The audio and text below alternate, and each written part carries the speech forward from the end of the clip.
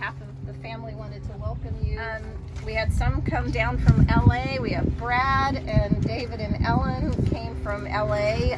They were part of Mom's dog park clan. They would help each other watch their dogs, and they were, both of these were very instrumental when Mom was in the hospital for those 5 months up in LA when she first had her.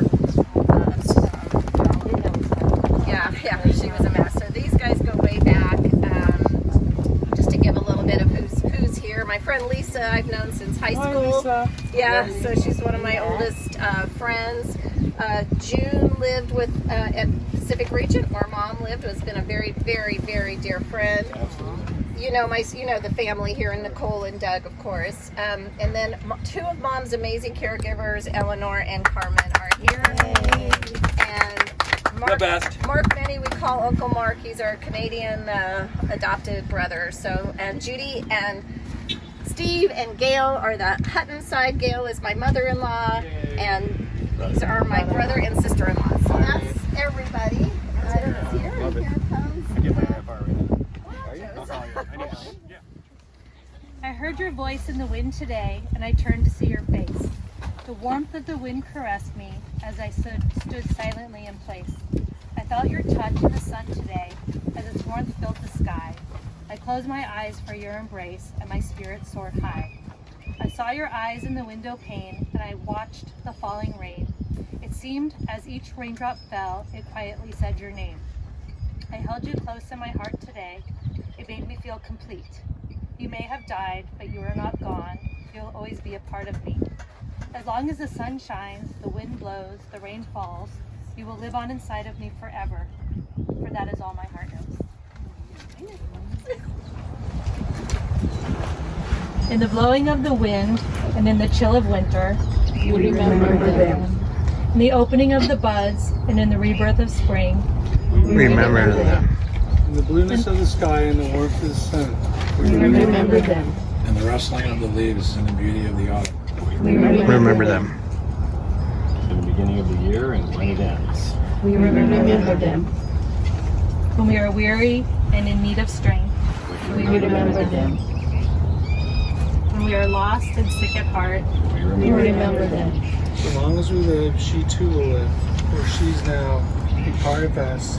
We remember them. Good job. What do you say about a woman whose will to survive is something you read about and always wonder how some have a stronger will than others? Mom was one of those survivors. From the Holocaust, becoming a single woman in her 50s, a botched hernia repair, landing her in the hospital for 5 months, and repeated bowel obstruction, hospital admissions. Mom's attitude always amazed her medical team, and is something I've channeled during my own health challenges after my swimming injury. When Mom was approaching 90 years of age, she decided it was time to move closer to the health team of Kevin and myself. So after living in the same area for over 50 years, she took the leap of faith and never looked back. Yes, she missed her friends terribly, but loved the milder weather, the beautiful sunsets from her new place, making new friends, and traveling to some fun spots with Kevin and myself. It's hard to pick a favorite story of those travels, as there are so many, as she made friends with our international community and quickly was adopted as everyone's grandmother. One story that she loved to tell was when we were in Prague, and Kevin had planned on proposing to me at the top of the U Prince Hotel. It was pouring rain that night, which made Kevin very stressed, on top of just the whole part of proposing. But he finally stopped the conversation, turned to Mom, and asked her if she would take him as her son-in-law. My mouth dropped. She beamed with joy that he asked her first. I say it was to stack the odds in his favor, knowing that if Mom said yes, I'd have no choice but to agree. Not that there was ever a doubt. I'll be eternally grateful for the last 6.5 years of her living 10 minutes away, as it gave me so much quality time that distances had prevented. She loved driving her car along the scenic route to our home until she stopped driving, but would have her caregivers drive that route. Kevin and I got to enjoy many wonderful meals at the Pacific Regent, including Passover Seders and in December 19, a first night of Hanukkah dinner. Mom's last social event was for Kevin's 60th, which she loved being part of. Mom loved anything social and could always strike up a conversation with anyone. That was one of the things I'll miss in traveling to Europe, was having her with us to speak so many languages. I miss Mom every day, but find comfort in knowing she never has to look at her stomach again. Everybody here knows how much she hated that stomach. Have another painful obstruction, and is with her family that she missed so much that were taken so brutally. Mom was able to rally for one last big trip, this one to the Bahamian island called Cap Key, where she became fast friends with Susie Orman, who also happens to have a birthday today, and sends her love. She was actually touched that it happened to be on her birthday. Gail was there, and the two of them would do laps around the pool, always in deep conversation. I don't want to be remiss in taking a moment to thank Mom's amazing team of caregivers, two of who are here, Eleanor and Carmen. Norma couldn't be here, but had been with Mom for over 4 years and loved taking her shopping, which I always appreciated, since anyone here that knows me knows that is like my least favorite thing to do. Eleanor kept up with all the supplies, kept Mom's plants thriving, pushed her hard when Mom wanted to stay in bed, and taught me some valuable tricks. Carmen was also very patient with Mom and had a way of getting Mom to open up and talk about something she didn't necessarily want to bring up with me. Carmen was also on hand for getting Mom dressed up for her 95th birthday, just 2 weeks after she nearly died from a severe obstruction. Each caregiver had a unique strength and were instrumental in keeping Mom going for her last 8 months. I know Mom is humbled with you all here, and we're also touched that some of you drove long distance. Thank you for loving Mom. You will always be a part of my heart, and hopefully you will paint a stone that we will leave here so Mom feels your continued love. Hey, I did it! We had so many fun times traveling, and I remember going to Amsterdam, and she saw the gravesite of her brother, and she was really upset. She was upset because he lived to 96, and now she had to live to 96 because she was so competitive. She really was. Very competitive. That's where we get it from. Yeah, that's great. And I also remember a time where, traveling with two ladies, there was like 9 bags. Oh, there was a few bags. Well, I had my bags too. And I remember having all the bags and Rita, and we had to go get tickets, and it was really stressful. I thought, we can't leave her on the train station like this. Well, you come back, and she's deep conversation with her new best friend that she's speaking to in, I think, French. I didn't even know she spoke French. Wow. Incredible lady, and she's missed. And I'm really happy to be able to participate in this event today and honor our darling Rita. We became very good friends, and were able to spend a lot of family holidays together, and we always were so glad that she would come along and participate and bring her little dog, Lucky. We loved him so much.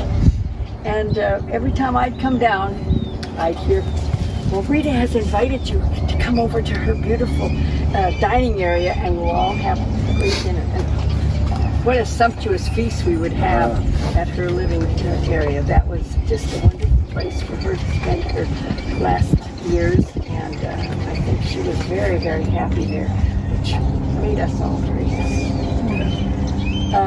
Yes, Rita has been a great happiness in our lives, and we're so happy that she could spend as much time as she did in Southern California, in our area of Southern California, and be the mother-in-law to my son Kevin that he just adored. Yeah. Oh, yeah. Right? Oh yeah, there's plenty of stories I there. could almost have been jealous, except that I shared her too. So I'm happy that we're all here together to do honor to Rita, and She loved it's a that. beautiful place. This is a beautiful place for her to be in. She wanted to be under a tree. We could all agree that that's the kind of location we spend our The 2 words that make the most sense to me: role model. I mean, oh my God. I we moved to the same condominium complex where Rita lived, and we immediately became very close with her, based on dogs, but it went a lot further than that. I mean, and she was just astounding. I mean, the more time you spent with her, the more astounding you knew she was. Just everything about her, her careful way of dressing, her love of food, her love of travel, her competitiveness. Right now she'd be watching the French Open, right? If there was tennis on, she'd be watching it. That's for sure. So anyway, the complex for us was never the same. Honestly, I mean that. And every time I walked near the path that led to her house, my head swivels, and I always look at the front of that house and picture her there. But, we both loved her very, very much. Thank you. She loved you all too, and the dogs. Yes, she loved Freddie. We all know that dogs were first, and the rest of us came after. But that day I got a call from my brother at UCSD, Tom Crispin, as you guys know him. They said, there's a pet bull, your cousin's here, and your grandma's here in front of the emergency room. And I made a call. Kevin at that time was calling me. Hey, Rita's at the hospital. They're taking her to UCSD. And I go, yes, I know. Tom called me already because of the pet bull in front of the front desk, in a nice way. But they said my cousin was there. After that, I had my daughter change her status at UCSD as a VIP. That way, whenever she came, they wouldn't question her and they would take her straight in. But she always enjoyed being a VIP at the hospital. Towards the end, she wanted to change her hospital to UCSD. But I don't mean it in a bad way. Granddaughter or cousin. Aaron was, Or wherever the granddaughter was. I don't know who it. That's the granddaughter. Yeah, but they would. That's it right there. Yeah, because they told me my cousin's there, and I had already at the hospital. They knew she was my grandmother. Oh, yeah. And she knew that it was Kevin's mother-in-law, and that's the way we kept it. But they said my cousin's there, and when I went to see her, I went straight to Rita and didn't acknowledge. Sorry, I didn't mean it in a bad way. I went to do my work, make sure Rita was okay, and you had gone to the cafeteria. We never met each other at that time, but I would get the calls at the middle of the night when she was at Kaiser, and I would head over there too. She was my grandmother. Like I said, She was everybody's grandma. She became adopted by many people. My daughter, who's here, treated her like one of her grandkids too. Stephanie interviewed her, right? For a paper you got an A+ on. Yeah, she gave me her backstory, and it was beautiful, and I had to write about it, and I got an A+, and her stories are legendary, so very beautiful. Her fashion taste was phenomenal. Yeah. She had more sunglasses than anyone. You're wearing them. No, I couldn't find mine, but I think Alicia has hers. We had, and those were her favorites, were the heart-shaped ones. Yeah. And they were great. And her scarves. The scarves and pashmina. I got her a couple. She liked loved her scarves. I mean, I'll just say, so I'm not going to stand up for anything, but I just loved Rita. I am big on history, and so we would get into these conversations that were intense and seriously, she's so intelligent. It would rub off on you, I think, if you were around her enough, you know. And we'd been in Amsterdam, and we were at the Rijks, and I took pictures, and because she said that their home was across the street, and it was there, it was still there, and I took a picture and showed it to her, and the last real conversation that we had was at your 60th, and we had just been somewhere, I don't know, we were talking about Estonia, and it was she's such an incredible, interesting, wonderful person, you know, and she was always so kind to me. She loved you. She did. She loved everybody. She's, yeah.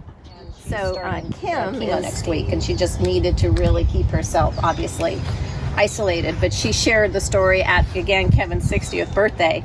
She goes, I'm so grateful. She said, I spent like 30 minutes just talking to your mom at that party, and was so grateful that she had that opportunity to get to do that.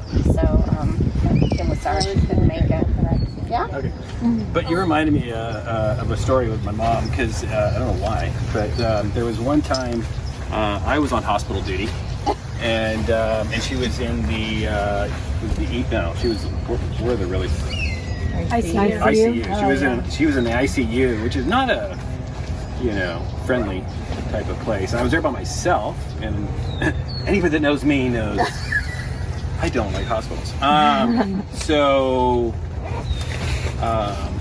She had almost passed because she had some kind of a clogged mucus thing or something like that. And I was in the room, and my friend had flown in just to back me up. And I'm like, should I call someone? He's like, yeah. So I go in the hallway. I'm like, we need help now, And that's not really the story. The story is like after they obviously helped her, my friend, who was also a business partner, we were talking, and we're in the technology field, so we were literally talking ones and zeros. Like we were talking like, what should we do? What should our strategy be with this software? And it won't run on this operating system.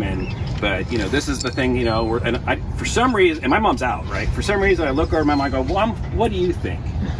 She sat up and she goes, it depends on what your strategy is. Oh my God. And then went right back to sleep. It was like perfect. Like she couldn't have said it any better. Did she do that once with oatmeal? Somebody was talking about food, and she was like half out of it. And she says, I want some oatmeal, and then went right back to sleep or something. She would do that every once in a while. All right, so a lot of people feel their mom is the best there is, and that holds true for me. Some of my favorite memories are how she helped me overcome many challenges when I was a kid. She wasn't there to just deal with me, but instead really helped me with practical ways that I could challenge myself to face the problems that I had and rise above them. Like many kids, I had a lot of interests. And instead of getting aggravated with yet another whim, she was there to help me sort it out, determine if it was actually something I was really interested in enough to pursue. So when I got into photography, my mom was there to support me, and so she would help me. She got me a camera, but not only that, she got me a darkroom. Now that investment paid off well, because at a very young age, I got an award from a local magazine. I also love tennis, and she would play with me on a regular basis. And she even got me professional lessons, and because of that, I enjoyed many local tournaments. So these are just a few, but there are many more stories like this. Now, she was always there with life lessons when needed. A few of my favorite are how to manage money, that I use to this day and even taught my children. She always wanted me to bring my friends home at a very young age, because she always said, show me your friends and I'll tell you who you are. She said, never flaunt your success, it brings out the worst in people. Never borrow money, but if you do, pay it back early. Always look people in the eyes when you talk with them, otherwise they will not trust you. So my mom was an inspiration. There's that's not even, I'm sure there's 1,000 of these things, right? So my mom was an inspiration to me, and I aspired to make her proud. Now, she was the glue that kept the kids together, and to this day, we are still very close and supportive, no matter what. Thanks, Mom. I wish you a peaceful journey, and look forward to playing blackjack with you. Nicely done. Not surprise anybody. Mom loved her son very, very, very much. And it's okay. And yeah, I know we were all, the rest of us were far distance, but we were perfectly okay with that. But anyway, it turned out it happened to be her last day, but of course we didn't know that. But she was so excited because Scotty and Alicia had been coming every week, and they said, can we take 2 weeks, because we really could do blah blah blah. This is in the pandemic, they're trying to keep their company alive during that time. And so yeah, Mom's fine, we'll see you in 2 weeks. So she was coming on a Thursday, and was it you or Nor? It was you, right? Yeah. So Carmen got her. I came over to her house, and Mom was up and dressed, and Carmen was rolling her hair and putting makeup on, and she was giddy with excitement because her son was coming. And I offered to play cards with her, and no, that's for Scott and me. Okay, fine. Nobody could play cards with her but her son. So she was very excited, had a wonderful visit. Oh, and the other thing on that last day is Kevin had made this doctored up mac and cheese. No, what was it? Mac and cheese, right? Mac and cheese that he adds all bunch of goodies to, including a lot of salt, which, as many elderly people will attest, is one of those things they miss terribly, is a good salty meal. Well, anyway, so Kevin brought this over. Mom never ate a lot. You know, you remember she would have very little pieces. She had 2 helpings of Kevin's tuna casserole. Might have put her over there. No, it wasn't. I'm not saying it for that reason. But my point is, it was a wonderful last day. And I think that's the part I want to try and remember. Not the final day, which wasn't obviously a pleasant memory, but that final day was something she just loved, and was with her some of her family, and had a full tummy and looked beautiful. And I just think that's the memory to hold on to. Any other thoughts, Lisa? I spent a lot of time at her house, and she spent a lot of time at my house. And when I first met Rita, she was a bit intimidating to me. She was very proper, could speak all these languages. What was it, like 10? I thought it was 10. It was so many. But she took me in straight away. And I always felt part of the family when I was there, you know, at the house. So I saw how, you know, she was with Sandy, and I loved her. I really loved her. She was, when I was at their house, she was a second mom to me. And I feel truly blessed that I had her in my life for as long as I did, when I was, you know, able to see her as often as I did. So. And she also kept Lisa's stock with Metmers. Yes, she did. Oh, God love that woman for that. That would, my favorite Lisa sausage. would come over, go straight to the refrigerator, and start slicing up some little herbs. I felt at home. What can I tell you? Scott said, and it's so hard to not have her advice anymore. And it was just all the way up to the end. So there was a guy at work, and he was being so awful to me. And she like told me more. I explained it all. I'm like, he's aggressive, he's rude, he doesn't listen to me. And she goes, you know why? And I said, I don't. She's like, he's not the boss at home. Oh my God. That's great. And I was like, how do you know this? Like, you're 95, 96, like, how do you know these things, you know? And so she just always, no matter what was happening, like with Ariel, I literally walked in and she's like, my heart's going really fast. And so I hook her up, and within 10 minutes we're off to the hospital. So, but it was just, I mean, those are the things I miss the most. Wisdom.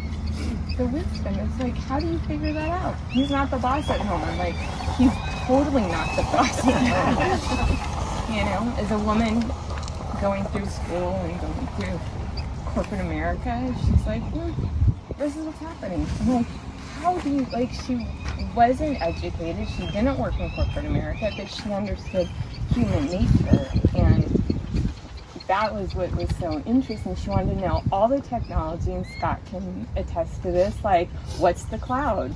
What's happening at Amazon? I pulled an article. She pulled an article, and it was all the robots, you know, that pick up all the stuff from Amazon or get all of our orders together. And I'm like, yeah, they're robots. She goes, no. They now know with artificial intelligence what to have in stock, so people don't have to, like, guess. Like, she was put out that I'm like, yeah, robots, fascinating, right? She was like, no, artificial intelligence. I'm like, where is this woman? Like, you know, like, where just this constant curiosity and this, like, always, and just interested. The curiosity, it's deep, right?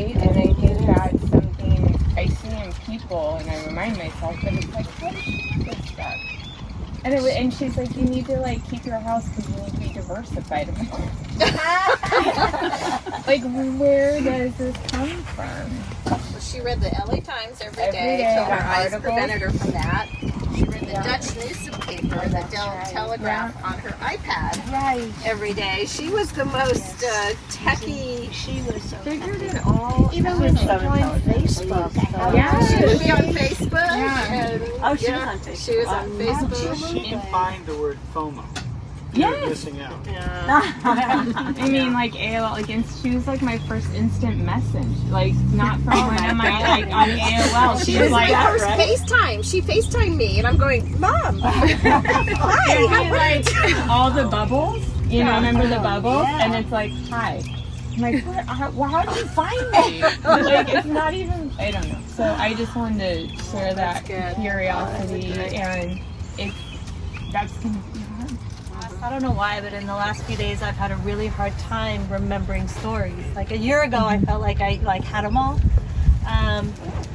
But I think for me, personally, she never made me feel like a daughter-in-law. She always made me feel like a daughter, and that was very special. Some of my favorite stories I think are, one is of her strength. We talk a lot about her strength, and there was a time our boys were, they committed to doing a presentation at their school. It was a Holocaust presentation. And at that time, she had never shared her stories other than with the Shoah Project. And Scott's dad had committed to doing this program because he had an easier time talking about it. And for whatever reason, right before, he decided he wasn't going to do it anymore. Like, he just decided that he didn't have to talk about it anymore, and he didn't want to. And we were in a panic, and I remember sharing that with her, not because I thought she would do anything, but just the frustration of it. And she said, that's not right, and these kids need to know, and I'm going to do it. And she mustered everything she had to do this presentation. Do you remember that? I do. Yeah. It was very worrisome to her, and she did the most amazing presentation, and she had such an impact on these kids. I think at the time they were like, I don't know, 12, 13, 14 years old. And that was huge amount of strength. And then just towards the end, I think my favorite story, and I shared this before, it was probably a month or two before she actually passed. She gave us a few scares. And Sandra called us, and we all, I mean, do you guys remember? Yep. We all and the dogs hopped in our cars and got there in the middle of the night. We didn't think she was going to make it through the night. And, you know, the next day was a bit touch and go. And it was that night, I think it was Nicole and Sandra and I. Were you in the room too? Yeah, we were just laying in bed. She was trying to go to sleep. And she's like, that was the best party. Like, she had seen the best party ever because her whole family was there and she could hear them in the other room.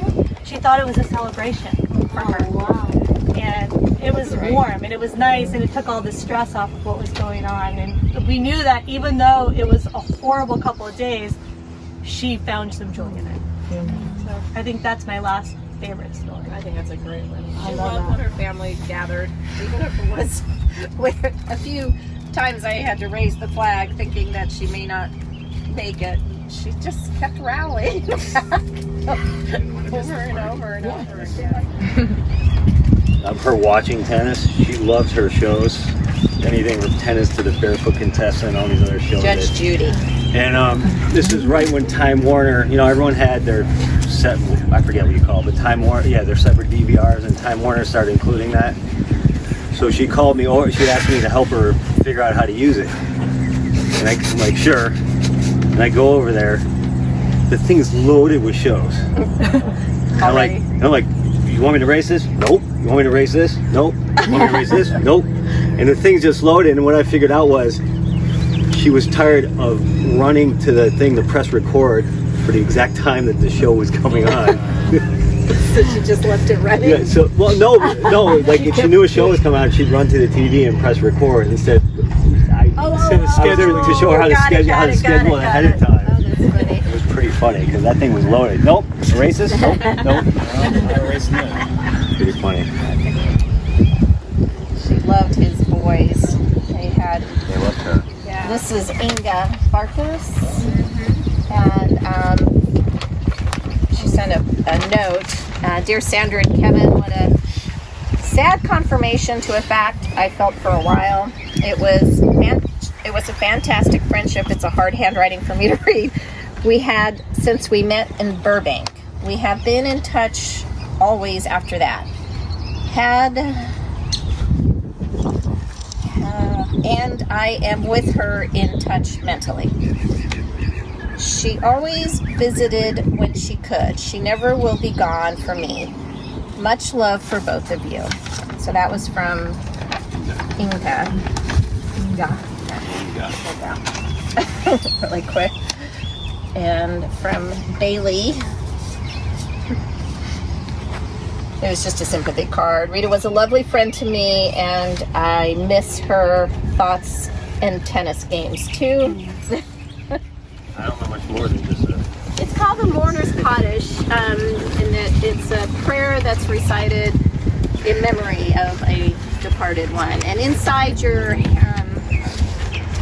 program is it in Hebrew, and where it's in dark, Amen is something we could all recite when Brad gets to the Vimru. I'm sorry. So like it's always right at Vimru. So if you follow it, I think even in Hebrew you'll understand when you get to Vimru. We can all say Amen. And then I just had to translate it in English. We don't have to read it, but in case you wanted to know what was being said. All right, I'm a bad Jew. I don't have this memorized, and things have changed over the past few years. Including needing glasses. Got my dollar store, my special colored dollar store glasses. All right. We all have those. Yikadal v'yikadash shemei rabba balma devra hirute v'amli malchute v'hayim echom u'vechon umchayim b'kol beit Yisrael v'agala uzman kariv v'imru. Amen. Yiparach v'yistabach v'yipa'ah v'yilamar v'yinaseh v'yirada v'yiraleh v'yiralah shmei v'yirata v'yiratu v'yalaman kol v'chata shirata v'yirata v'nechmatad v'amrim v'alma v'yimru. Amen. Yehei Shlama Rabba Yishimaya V'chayim Alein Haleni V'al Yisrael. Thank you, Brad. You can when you want to read it. Exalted in how it would be God's great name in the world, which God created according to the plan. May God's majesty be revealed in the days of our lifetime in the life of all Israel, speedily, imminently, to which we say, Amen. On the inside is what I'm reading, and we could all do this together. We consecrate this memorial as a sign of love and respect. May Rita Kreisberg's soul be bound up in the bond of eternal life. Amen. And we can, we'll just do the final blessing together, and then we'll remove the covering here. Final blessing, may she always live in our hearts. May we think of her tenderly, we're remembering. May her memory be just love. May her memory be yours. We'll just put the ones. I think some are actually mine. And my sister wanted pinwheels, so we have pinwheels. Yay. I love it. Oh, that's great. Oh, I love it. That's beautiful. It's beautiful. Did I take a picture so your son can be... I gotta go to my car. Okay. Definitely. He's in a very respectful position there. Awesome. Oh my God. That is so good. Really nice. I love that. Please. Oh, thank you. Are you a dog whisperer too? Thank you, guys. And I'll be picking these back up so I can spray them with a sealant. These ones look like they're done. If they've already been sealed, let me know. Wow, nicely done. Really good. The stone is forever. Also, in the desert, it's kind of hard to find flowers, and there's always usually a lot. So you'll notice occasionally in a Jewish cemetery you don't see flowers. It tends to be rocks. So even though Mom loved her flowers, we had to respect that part of the yeah. And to share that, we're going to go to